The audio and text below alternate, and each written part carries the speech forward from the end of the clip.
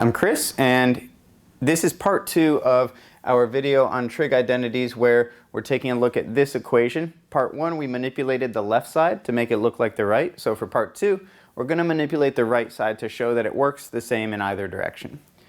So here we have 1 plus the sine of a over cosine of a, and an important rule algebraically when dealing with fractions to make sure that you get straight, because it's something that a lot of students run into trouble on, especially when dealing with complex equations like trig identities.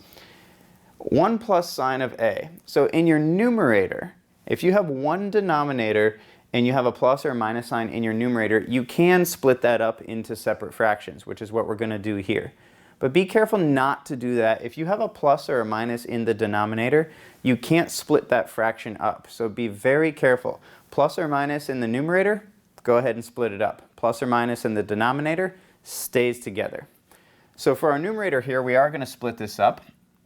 And we're going to have 1 over the cosine of a plus sine of a over cosine of a. So far we haven't really touched on our trig identities. We've just manipulated this algebraically.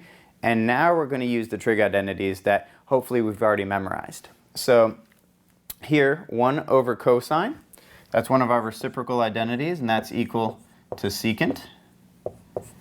And sine over cosine is going to be equal to tangent.